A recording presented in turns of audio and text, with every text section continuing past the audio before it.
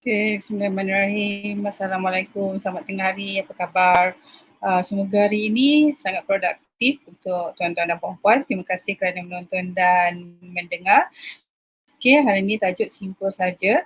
Saya petik daripada penulisan Dr. Zubaidi. Saya suka baca apa yang dia tulis, so saya nak kongsi. So, histori dia macam ni.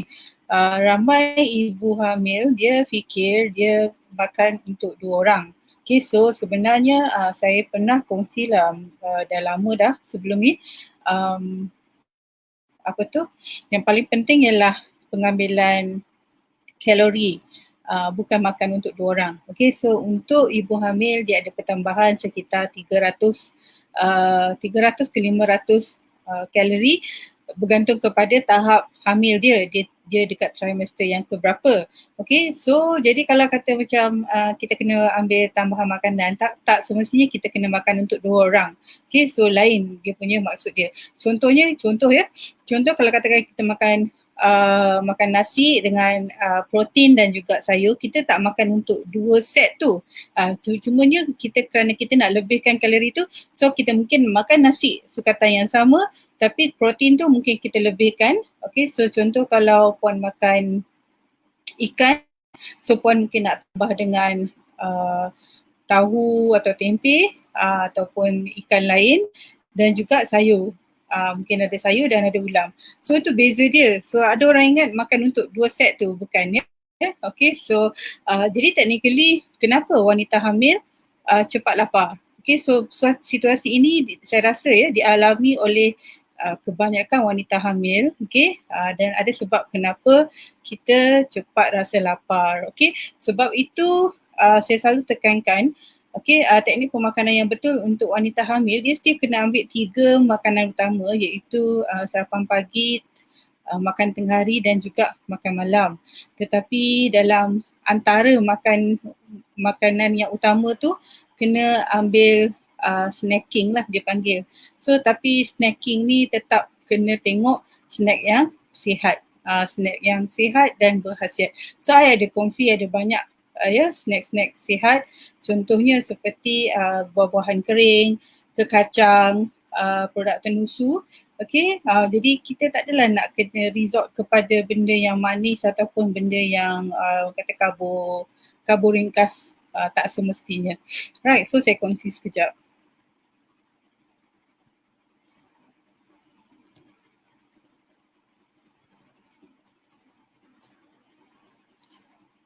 Sekejap ya, saya setting sekejap.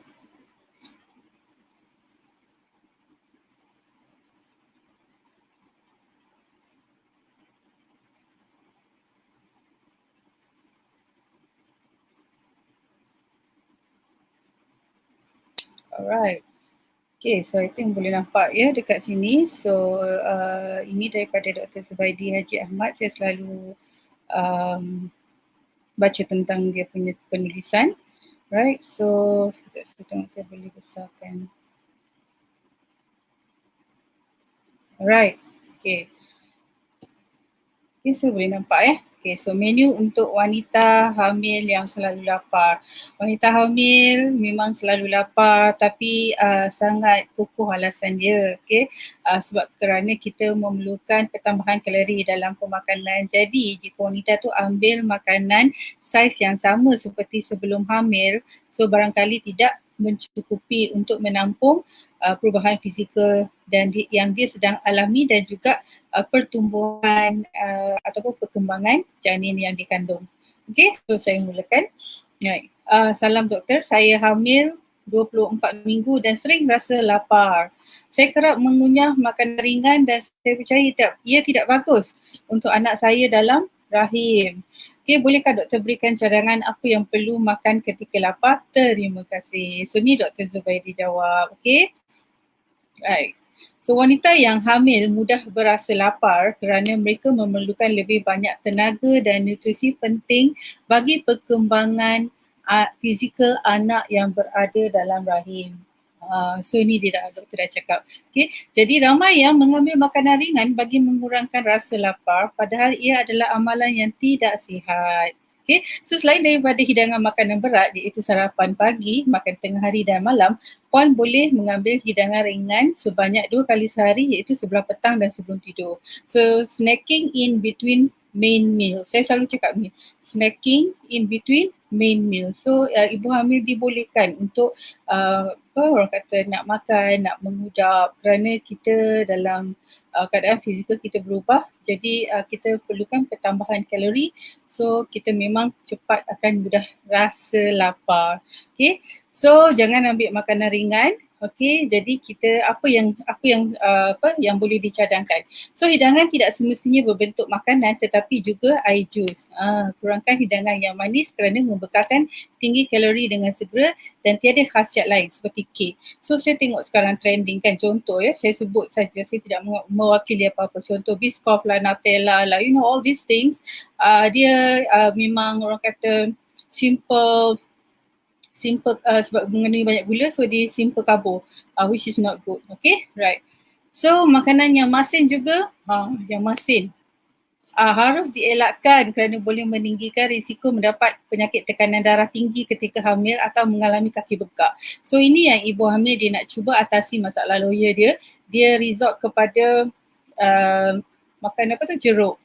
Makan jeruk-jeruk asam-asam tu kan, dan saya tahu sebab tu memang nak mengatasi rasa loya dan sebagainya, tetapi harus dikawal pengambilannya kerana tinggi kandungan garam dan ibu hamil dia memang sensitif, jadi dia akan cepat dapat penyakit tekanan darah tinggi. Implikasi dia adalah sangat serius juga, right?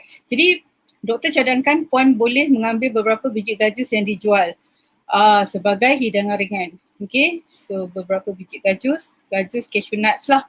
Okay, cashew nuts sangat kaya dengan protein dan zat besi yang sangat diperlukan oleh bayi dalam rahim. Ia juga membekalkan serat agar ibu terhindar daripada masalah sembelit. Okay, so pertama boleh makan kekacang lah. So dalam yang artikel ni doktor cakap cashew nuts. Okay, cashew nuts. Kedua, boleh mengambil 2 keping roti gandum bersama sebiji telur. Okay, so ambil roti gandum, roti meal roti meal penuh. Roti yang nampak ada dia punya serat tu, dia punya fibers tu. Okay, bersama sebiji telur. Okay, sebiji telur ni technically selalu doktor selalulah pakar pemakanan akan cadangkan telur rebus. Telur yang rebus yang betul tu, yang sempurna tu.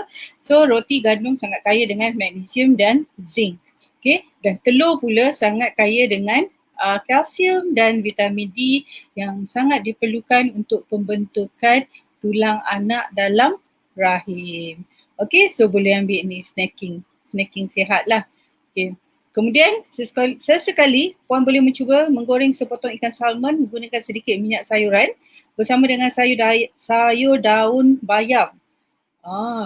Okay, so ikan salmon sangat kaya dengan omega 3 yang sangat baik untuk pembentukan sel-sel tubuh dan saraf otak janin. Okay, so makan dengan sayur berdaun hijau iaitu sayur bayam. Okay, so sayur bayam mengandungi banyak aksid folit, ini memang kita tak boleh nafikan, yang membantu mencegah janin mengalami spina bifida atau kecacatan pada tulang belakang. So puan boleh ambil salmon, okay, kata stir fried ataupun pan fried dengan sedikit minyak sayuran dan juga bayam. Okay, so letak lada hitam sikit, letak garam sikit, perah lemon sikit. So it will be a very healthy orang kata in between meals lah. Kerana salmon kaya dengan omega 3, okay, sangat bagus untuk pertumbuhan sel-sel bayi, dan juga sayur daun hijau ni adalah asid folik yang membantu banyaklah dia punya sumbangan dia, antaranya mencegah janin daripada mengalami kecacatan. Okay, so technically mungkin artikel ini hendak mendidik jika ibu hamil tu dia kerap lapar, okay, so jangan resort kepada makanan ringan yang tak ada khasiat. Okay, so maksud dia makanan ringan yang tak ada khasiat. So contoh-contoh dia seperti yang tadi, mungkin yang makanan berjeruk tu ataupun makanan asam tu. Okay, so kalau boleh elakkan. Kemudian kita selalu ambil macam brownies, cakes, all these things. Dia manis, kalori sangat tinggi tapi khasiat kurang. Khasiat tak ada langsung. Okay, so boleh cuba ikut apa yang Dr. Zubaidi mention kat sini. So seterusnya, okay, boleh makan jus lobak merah. Wah, sedapnya. Jus lobak merah yang dicampur dengan susu. Okay, lobak merah sangat kaya dengan vitamin A, manakala susu sangat kaya dengan protein dan kalsium. So in between meals, kita boleh ambil makanan yang light, ya. Dia mungkin makanan dia tak berat, hidangan tak berat, tapi dia still berkhasiat dan still banyak nutrisi untuk ibu dan bayi yang dikandung. So itu yang artikel ni mention. So saya nak ulang. Ini adalah cadangan menu untuk wanita hamil yang selalu lapar. Okay? Tetapi apa yang Dr. Zubaidi, saya kongsikan artikel dia ni, dia beri kita panduan untuk makan makanan ringan, makanan menggantikan makanan yang tak ada khasiat.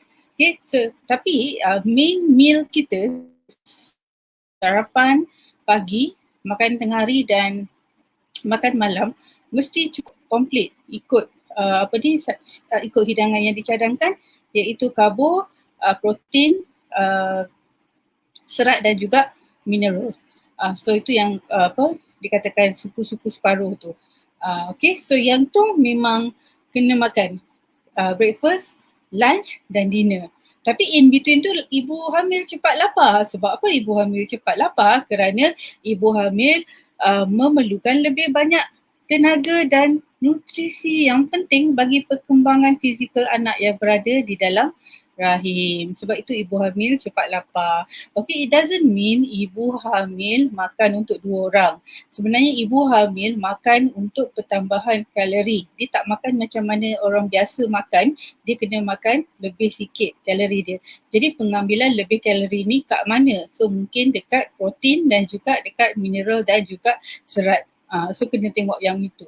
Right? So bukan makan untuk 2 orang. Itu bukan lesen ya untuk makan dengan untuk 2 orang. Okay, sebenarnya pertambahan kalori dalam makanan tu yang diperlukan. Jadi adalah lebih baik ibu memilih makanan yang bernutrisi. Okay, right. So wanita yang hamil mudah berasa lapar kerana mereka memerlukan lebih banyak tenaga dan nutrisi penting. Sebab satu untuk ibu, satu untuk bayi yang dikandung. Dan bayi ni nak dikandung 9 bulan 10 hari. So adalah satu tempoh masa yang agak lama.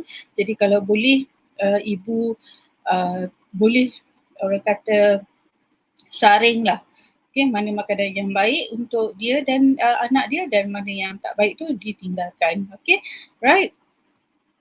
So dicadangkan makan sebelah petang atau sebelum tidur. Bagi saya selepas breakfast pun boleh, ada tea break juga. So boleh ambil buah, boleh ambil keju, snacking yang sihat. Right? So hidangan tak semesti berbentuk makanan, betul, saya setuju. Boleh juga jadi air ataupun jus, memang sedap. So saya ada kongsi macam smoothies, yogurt drink, tu semua. Memang milkshake, okay. So kita ambil tu dengan manfaat makanan tu.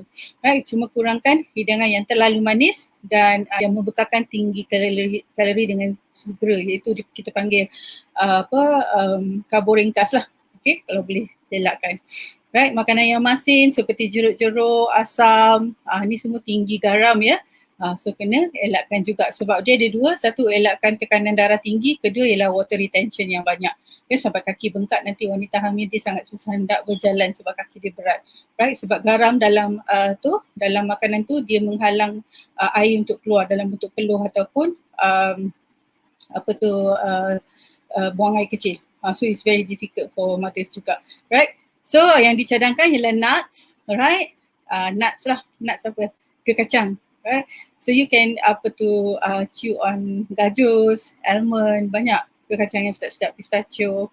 Okay, kemudian saya juga cadangkan buah-buahan kering seperti kurma, apricot, kismis, ya. Kemudian boleh ambil roti, roti meal penuh dengan telur, tu memang sedap. Okay, kemudian boleh ambil smoothies macam saya cakap, yogurt, in between meals memang sedap kita ambil benda macam tu, dia sihat, okay, dan juga banyak nutrisi. Okay, telur sangat bagus, kemudian boleh juga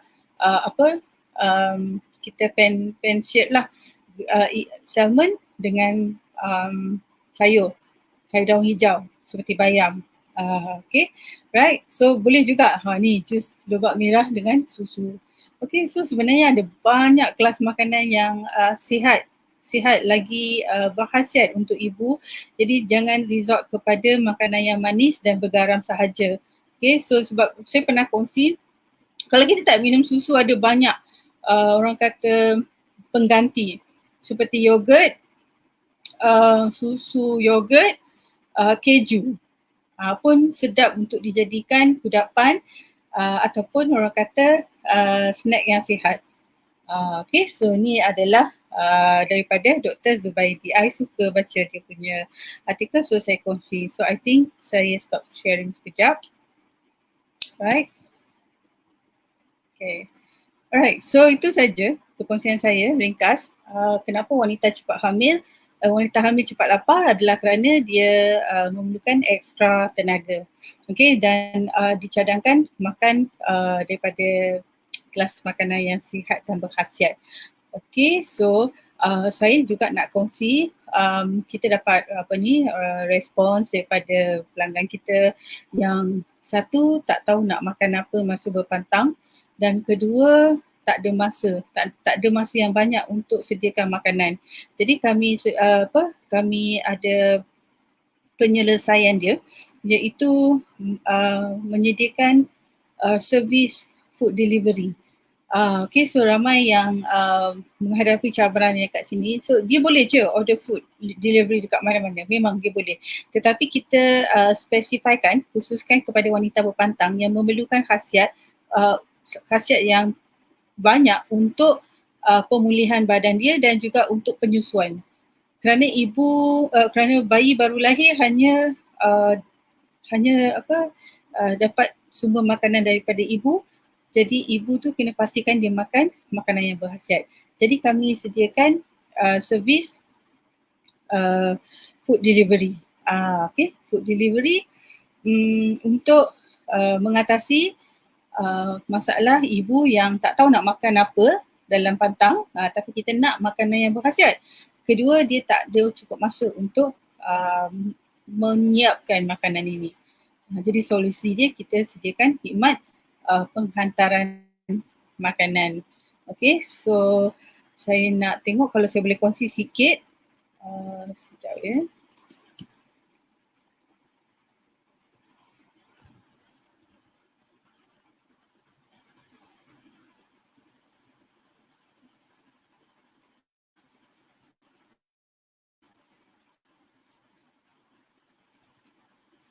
Okay.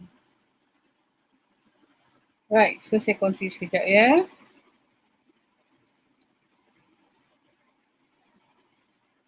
Santai-santai kita dapat ilmu yang betul.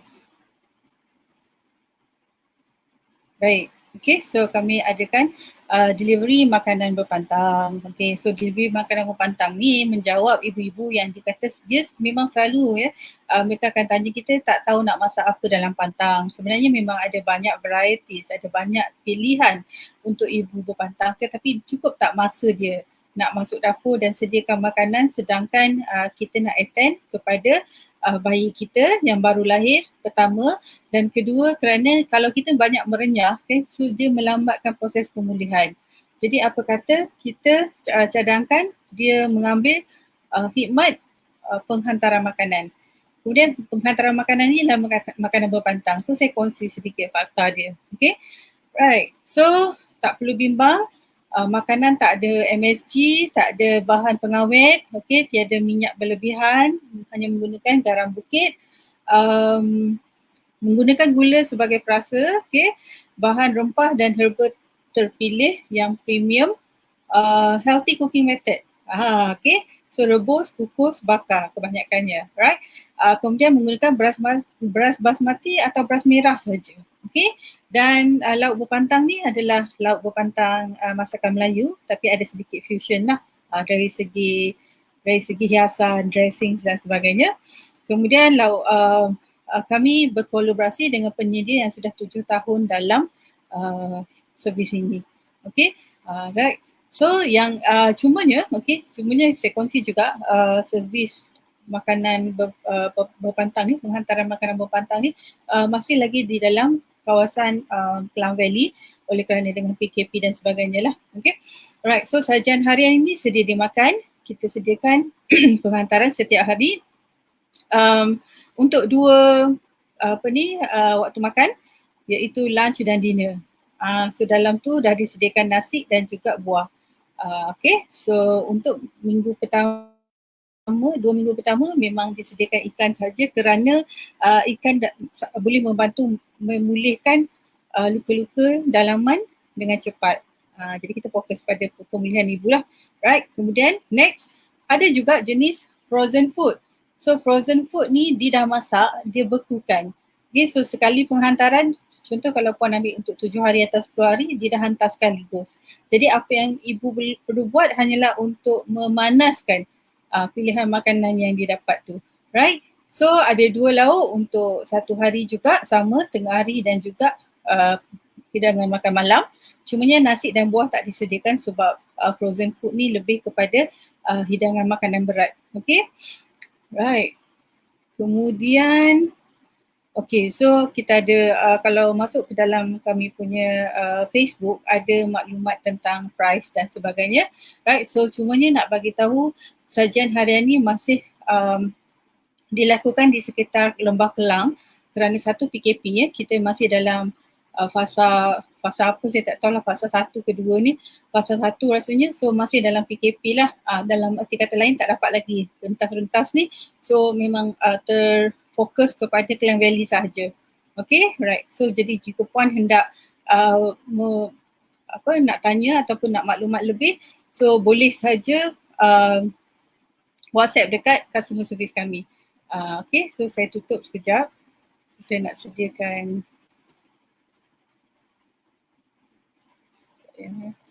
banyak pula. Okay, right. So saya tulis kat sini. Right. Okay, so khidmat penghantaran makanan berpantang, okay, masih di sekitar kawasan Lembah Kelang. Sila hubungi di talian yang tertera, okay, ataupun boleh klik. Okay, so saya akan kongsikan ini nanti di ruangan komen untuk puan-puan dapatkan maklumat tentang penghantaran makanan. The beauty is kita tahu dalam pantang ibu ni kalau dia banyak sangat masa menghabiskan masa di dapur, dia akan melambatkan proses pemilihan. Jadi kita tak nak ibu ni concentrate pada dapur, sedangkan dia kena attend ibu, dia kena attend diri dia dan juga dia kena attend anak dia yang baru lahir tu. Okay, jadi lebih baik kita sarankan dia ambil makanan berpantang yang jenis delivery. So itu dah selesaikan satu masalah dia. Kemudian memang boleh ambil je mana-mana makanan dekat luar sana, tapi kena pastikan kalau makanan berpantang memang kurang minyak, memang kurang garam, memang kalau boleh tak ada gula langsung. Okay, makanannya berkhasiat protein dan sayur, so semuanya untuk tujuan pemulihan dan juga membekalkan susu yang baik, susu yang banyak untuk bayi tu. Okay, right, so boleh tanya kita punya customer service. Okay, kemudian yang kedua, saya juga nak sarankan ibu yang hamil boleh mengemas kini status di My Sejahtera. Okay, so saya dengar ramai juga ibu yang dah dapat, ibu hamil dan juga menyusu dah dapat tarikh untuk vaksin. Okay, so saya letak dekat situ ada maklumat kalau hendak mendapatkan kata khidmat penghantaran makanan. So ini adalah yang terbaru daripada Pantang Plus sebab kita kenal pasti kita nak ibu mendapat makanan yang berkhasiat supaya dia boleh membekalkan susu yang bernutrisi kepada bayi dia dan membantu pemulihan ibu itu sendiri. Okay, I think that's all from me for today. Jadi jangan lupa hubungi kami untuk servis delivery makanan berpantang. Okay, so take care. stay safe dan banyakkan berdoa semoga kita semua dapat mengatasi situasi yang ada sekarang ni. So jangan lupa juga kalau perempuan memerlukan bantuan, kibarkan saja bendera putih. Okay, so insyaAllah kita mohon semua stay safe dan semoga semua urusan dipermudahkan. Okay, take care dan kita jumpa lagi insyaAllah. Assalamualaikum warahmatullahi wabarakatuh.